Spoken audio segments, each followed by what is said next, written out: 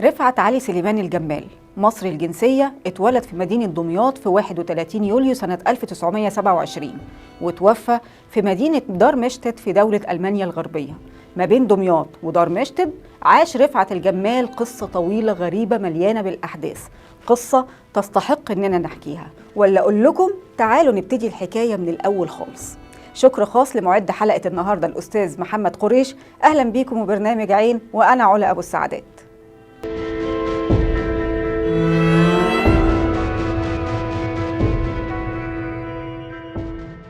أول ظهور للحكاية كانت في العدد رقم 3195 من جريدة المصور، وده كان في 3 يناير سنة 1986. في العدد ده الأديب والكاتب صالح مرسي فاجئ الجمهور بكتابة الفصل الأول من قصة أشهر عميل للمخابرات المصرية في تاريخ الصراع المصري الإسرائيلي، وخرجت شخصية رأفت الهجان للنور في رواية عظيمة، واللي اتحولت لأشهر مسلسل تلفزيوني في تاريخ الدراما المصرية والعربية على الإطلاق، وهو مسلسل بنفس الاسم، رأفت الهجان. المسلسل كان بطولة الفنان محمود عبد العزيز ومجموعة طبعا كبيرة من الفنانين، ولكن مش كتير يعرفوا الحكاية من مذكرات الشخصية الحقيقية، وهو اسمه رفعت الجمال، وهو كتاب 18 عام خداعا في إسرائيل الصادر سنة 1994. ومن الفصل الأول هنعرف القصة الكاملة، واللي كان بيوضح علاقة رفعت الجمال المصري الهوى والهوية أو الاسم الإسرائيلي جاك بيتون بالثلاثي الأهم في إسرائيل، جولدا مائير رئيسة الوزراء، وموشي ديان ووزير الدفاع بن جوريون أول رئيس وزراء لدولة الكيان والأب الروحي ليهم، واللي رفعت الجمال كان صديق مقرب ليهم وبيزوروه عادي في بيته أيام الأجازات وعطلات نهاية الأسبوع، وده بالمناسبة ما اتقالش في المسلسل لأسباب سياسية. المهم تعالوا نعرف التفاصيل.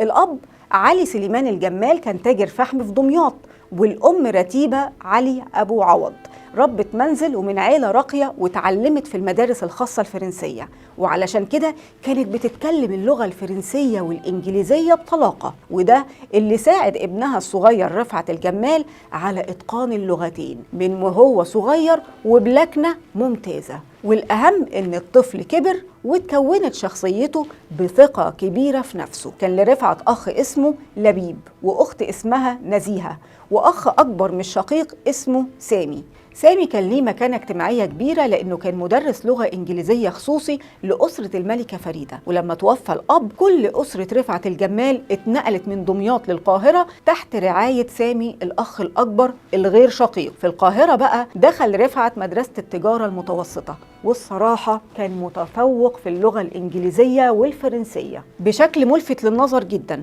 بجانب أن وقتها كمان ظهر حبه للسينما والتمثيل، وكان مهووس بفكرة انه يبقى بطل من ابطال السينما. للعلم الممثل المعروف بشارة وكيم كان ليه دور كبير في تحقيق حلم رفعت الجمال ووصوله لاستوديوهات السينما، وفعلا قام بكام دور ثانوي كده في كذا فيلم، من اشهرهم فيلم احبك انت للفنان فريد الأطرش سنة 1949. ووقتها اتعرف رفعت الجمال على رقاصة اسمها بيتي، وكانت اول حب في حياته، ولكن مع ضغط أسرته اتخلى عن حلم البطولة على شاشات السينما، وتقدم لوظيفة في شركة بترول أجنبية على ساحل البحر الأحمر، وتحديداً في راس غارب، ونجح فيها جدا لإجادته للغة الإنجليزية والفرنسية، لكن ما استمرش فيها كتير، وراح اسكندرية وتعرف على رجل أعمال اسكندراني وحب رفعت جدا، ولكن للأسف مدير الفرع وقعه في قضية اختلاس اللي هو كان بريء منها أصلا، والنتيجة انه اتفصل من وظيفته واشتغل بعد كده كاتب حسابات على سفينة اسمها حورس اللي كانت رايحة ليفربول في انجلترا، واشتغل شوية في باريس، ولكن علشان مش معاه يعني إقامة رسمية فاضطر يمشي منها. المهم بعد التنقلات الكتير من شغلانة لشغلانة، وهي على فكرة بالمناسبة زي ما جت في المسلسل، ولكن ما كانش معروف في المسلسل انه راح للندن ونيويورك اللي هي اهم ولاية في الولايات المتحدة الامريكية. طيب عمل ايه هناك؟ اتنقل رفعت الجمال على بريطانيا وتحديدا في لندن، واشتغل في شركة سياحية اسمها سيلتيك تورز، وحقق نجاح ملحوظ في مجال السياحة. فشوية وجاله عرض مغري من شركة امريكية لسه جديدة، وطبعا لان الصورة الذهنية لافلام هوليوود ان امريكا ارض الفرص والأحلام، فوافق على طول، والحقيقة كان أسوأ قرار في حياته. سافر على نيويورك واشتغل فعلا في الشركة الجديدة، ولكن في حركة ندالة كده اتخلى عنه صاحب الشغل، وللأسف ما كانش معاه لسه تأشيرة الإقامة والعمل، فاتحط اسمه في القائمة السوداء في أمريكا، وتحولت حياته لكابوس حرفيا، واضطر يهرب على كندا ومنها لألمانيا. وبجملة الكوابيس اتسرق منه كل فلوسه وجواز سفره كمان في مدينة فرانكفورت الألمانية، ووقع في إيد الشرطة اللي حققت معاه بشراسة، لأن في الفترة دي كان منتشر بيع جوازات السفر للجنرالات الألمان الهربانين من المحاكمات بعد الحرب العالمية الثانية. ولكن بعد ما اتأكدوا من صحة أقواله رحلوه على مصر. في مصر بقى مع كمية المشاكل المرتبطة باسمه وكمان لا شغل ولا هوية، اضطر رفعت الجمال يزور هويته لشخصية جديدة تحت اسم علي مصطفى، وقدم في شركة قناة السويس ونجح في الاختبارات، وابتدت الدنيا تضحك ليه من تاني. ولكن مع قيام ثورة 1952 كان في حالة عداوة مستخبية بين إدارة القناة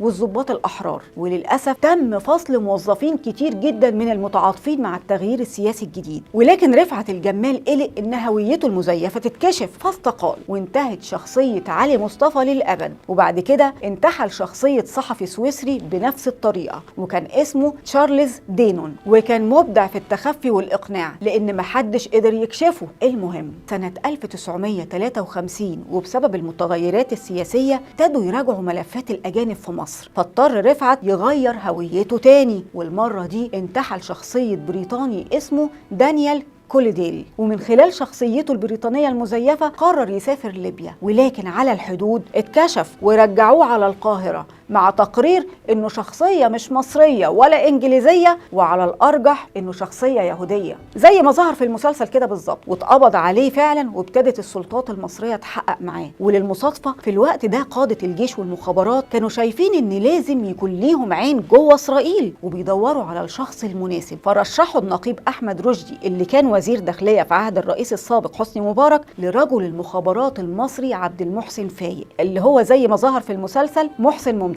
عبد المحسن فايق قدم نفسه لرفعت الجمال على انه ضابط في البوليس السياسي واسمه حسن حسني، وعايزه في مهمة سرية، وهي انه يتزرع في وسط الاوساط اليهودية في مصر. وبقى ليه شخصية جديدة وهي ليفي سلامة أو ليفي كوهين، وقدر فعلا يتزرع وسط الأوساط اليهودية وبقى واحد منهم. ده مش كده وبس، ده كمان ليفي أو رفعت قدر يشترك في الوحدة رقم 131 اليهودية، اللي هي التابعة لجهاز المخابرات الحربية الإسرائيلية أمان، واللي كان دورها إنها تقوم بأعمال عدائية ضد مصر، وكان ليها دور كبير في تهريب أموال اليهود بره مصر. وفضل ليفي أو رفعت اتكشفت أعمال كتير كانت بتتم عن طريقها. كان من ضمن أعضاء الوحدة الجاسوس إيلي كوهين أو كامل أمين ثابت، أشهر جاسوس إسرائيلي اللي كان دوره الأساسي في سوريا. هتلاقوا فيديو قصته في الكومنتات تحت. المهم في الوقت ده تم تدريب رفعت عن كل حاجة تخص اليهود علشان يتم زرعه داخل إسرائيل، زي تاريخ اليهود الأوروبيين والصهيونية وموجة الهجرة لفلسطين، وتعلم كل حاجة عن الأحزاب السياسية في إسرائيل والنقابات واتحاد العمال وغيرهم، وطبعا الاقتصاد والجغرافيا والتركيبة السكانية. وبقى رفعت خبير بأبرز شخصيات إسرائيل في السياسة والجيش والاقتصاد، وطبعا اتدرب على كل حاجة خاصة بالتصوير وتحميض الأفلام والكتابة بالحبر السري، وازاي يهرب وقت اللزوم، وكمان أنواع الأسلحة والقنابل، وطبعا إجادة اللهجة العبرية إجادة تامة. باختصار كده كل هفوة اتدرب عليها تدريب مكثف جدا قبل ما يسافر إسرائيل. وبعد التدريب بقى ليه اسم جديد وهو جاك بيتون، واتحددت ليه مهنة وكيل سفريات علشان يقدر يدخل ويخرج من إسرائيل بسهولة، وأخد معاه 3000 دولار علشان يبتدي حياته هناك. وسافر فعلا على إسرائيل في يونيو سنة 56 عن طريق نابولي، ولما وصل إسرائيل استجوبه ضابط مخابرات إسرائيلي، وبعد مناهدة طويلة اداله تأشيرة إقامة وجواز سفر إسرائيلي باسم جاك بيتون. وده كان أول نجاح للمخابرات العامة المصرية. بدأ جاك بيتون حياته في إسرائيل بأنه أنشأ شركة سياحية باسم سي تورز، اللي هي طبعا في تل أبيب، ومع الوقت دخل مجتمع علية القوم في إسرائيل، وقدر يكسب ثقة كبيرة جدا بينهم، لدرجة انه كان صديق لأكبر قيادات في إسرائيل زي موشي ديان ووايز مان وجولدا مائير. وكان من شدة ثقة القيادات فيه كانوا مكلفينه بنقل يهود بيروت لإسرائيل عن طريق شركته اللي هي سي تورز. من سنة 59 لسنة 63 ما كانش فيه أحداث مهمة غير انه بعت معلومات كتير عن النشاط النووي في صحراء النقب. وسنة 63 طلب انه يرجع مصر ويسيب إسرائيل ويرجع لهويته الأصلية وهي رفعت الجمال، ولكن رجع عن قراره. وفي آخر أكتوبر قابل ست ألمانية جميلة اسمها فالتراود، مطلقة وليها ابن عمره 4 سنين تقريبا، وحبوا بعض جدا واتجوزوا بعديها، وخلف بعد كده منها ابن، وطلب منها انه يتولد في ألمانيا مش في إسرائيل علشان ياخد الجنسية الألماني. وتحجج وقتها ان إسرائيل يعني دولة حرب وكده، وهو عايز الأمان لابنه برضه. المهم قبل نكسة 67 قدر جاك بيتون انه يعرف معلومات عن الهجوم على مصر وبلغها للمسؤولين، ولكن محدش اخدها بمحمل الجد وقتها، وللأسف حصلت النكسة. وبالرغم من الإحباط واليأس اللي حس بيه جاك بيتون، إلا إنه ما وقفش عمله البطولي جوه إسرائيل. اتعرف على رجل مخابرات إسرائيلي كبير وقدر يعرف منه معلومات مهمة كتيرة قوي، ومنها خاصة بحرب 73. والمرة دي صدقها المسؤولين وحققنا الانتصار العظيم في 6 أكتوبر سنة 1973. بعد الانتصار العظيم قدر واحدة واحدة كده إنه يزود شغله في ألمانيا ويقلل تواجده في إسرائيل، واستقر في ألمانيا بعد كده، وبقى رجل أعمال ألماني في مجال النفط ومعاه الجنسية الألمانية. وده كان أفضل طبعا ليه بدل ما كان ينكشف أمره وتتهدد حياته وحياة أسرته بعد كده. ولكن سنة 1977 نجح في تأسيس شركة إيجيبتيكو في مصر، وليه حق امتياز التنقيب عن البترول المصري بتوصية من الرئيس أنور السادات الله يرحمه. تم إصابة رفعت الجمال بسرطان الرئة في أكتوبر سنة 1981، وتوفى في 30 يناير سنة 1982. في الجزء الثالث من كتاب مذكرات رفعت الجمال 18 عام خداعا في إسرائيل، زوجته فالتراود توثق فيه اتصالها بالمخابرات المصرية عن طريق الطيار السابق والفنان إيهاب نافع، ولقائها مع السيد عبد العزيز الطودي اللي هو عزيز الجبالي، واللي سمعت فيه حكاية البطل رفعت الجمال بالتفصيل، وده ظهر في المسلسل. وخلصت حكاية واحدة من أهم بطولات المخابرات المصرية، بطولة المصري رفعت علي سليمان الجمال. رحم الله أبطال الوطن في كل زمان ومكان. كنت معاكم علا أبو السعدات وبرنامج عين.